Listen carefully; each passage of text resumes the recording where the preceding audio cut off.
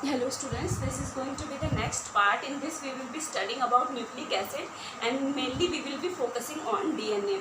तो हम इसमें DNA के बारे में देखने वाले हैं। तो सबसे पहले मैं तुम लोग को बता दूं कि न्यूक्लिक एसिड की जब हम बात करते हैं तो न्यूक्लिक एसिड किस चीज़ से बना होता है, न्यूक्लियोटाइड से बना होता है।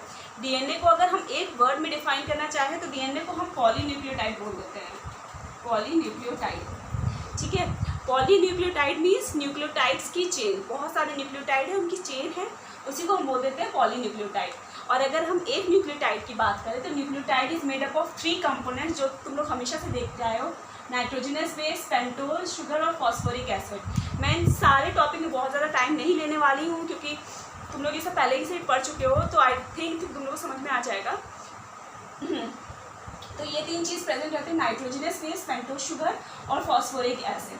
ठीक है, फॉस्फोरिक एसिड सबको पता है, फॉस्फोरिक एसिड का फॉर्मूला H3PO4। ठीक है, इस टाइप से हम फॉस्फोरिक एसिड का बना लेते हैं। और फॉस्फोरिक एसिड के अलावा यहाँ पे हमने कहा पेंटोज शुगर पाया जाता है। तो पेंटोज शुगर भी कौन सा, डीऑक्सीराइबोज। डीएनए में डीऑक्सीराइबोज शुगर पाया जाता है और आरएनए में राइबोज शुगर। तो ये डीऑक्सी मतलब क्या होता है कि सेकेंड पोजीशन पे, फर्स्ट और सेकेंड पोजीशन पे ऑक्सीजन जो है वो रिमूव हो जाता है, इसलिए हम इसे डीऑक्सीराइबोज बोल देते हैं। Coming on to nitrogenous base, nitrogenous base are actually of 2 types. एक तो है purine and one is pyrimidine. तो प्यूरिन और पिरिमिडिन में क्या डिफरेंस है, प्यूरिन क्या है, एडेनिन है, ग्वानिन है। पिरिमिडिन क्या है, साइटोसिन है, थायमिन है। तो तुम लोग स्ट्रक्चर देखो तो स्ट्रक्चर से ही समझ में आ जाएगा। जो प्यूरिन है ना, that are 2 ring structures and pyrimidine they are single ring structure. तो इस टाइप से ये स्ट्रक्चर है।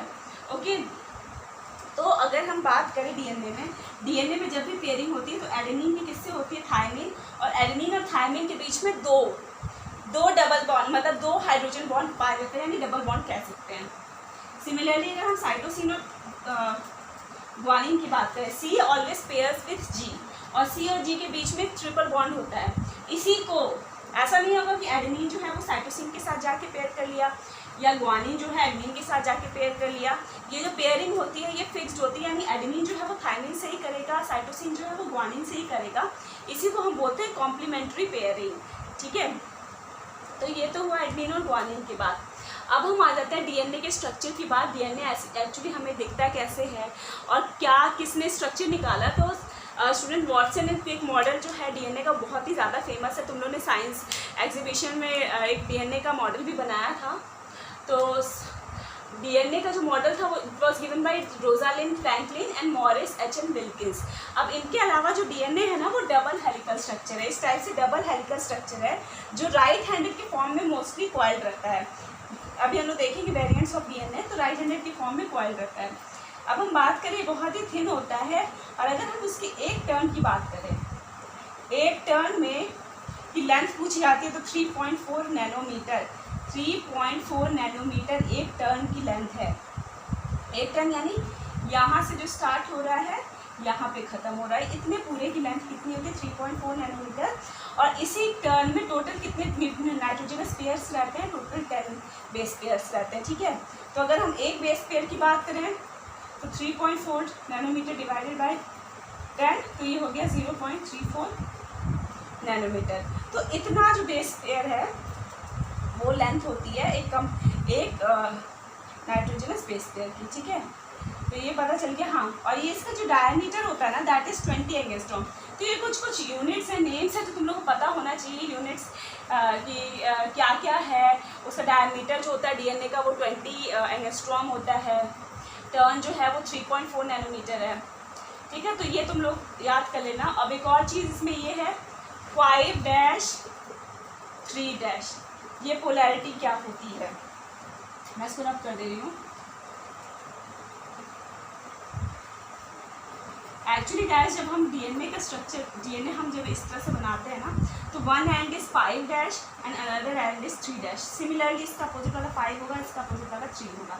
यहाँ पे 5 और 3 से क्या मतलब है कि डीएनए का जो एक स्ट्रैंड की हम बात करें, सपोज ये स्ट्रैंड है 5' और 3', तो इस स्ट्रैंड की अगर हम बात करें तो यहाँ पे 5p वाला जो एरिया रहता है, 5p वाला ग्रुप है, ये ग्रुप होता है वेकेंट।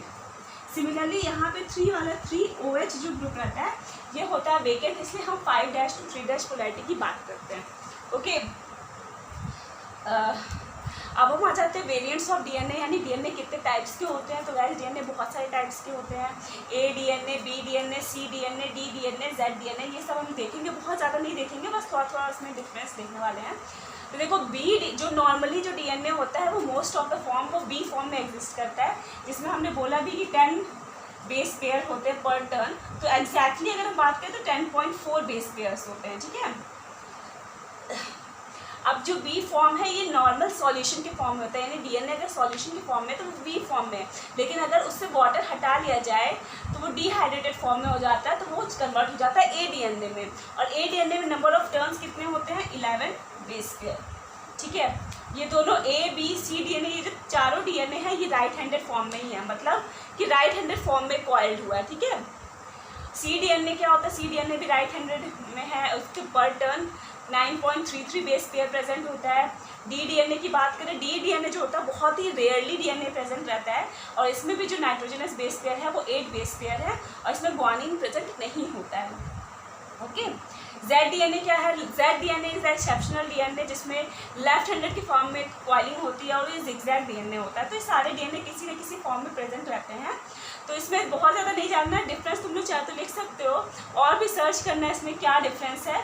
तो ये रहा हमारे डीएनए के बारे में। In the next video we will be talking about the RNA, okay. Thank you.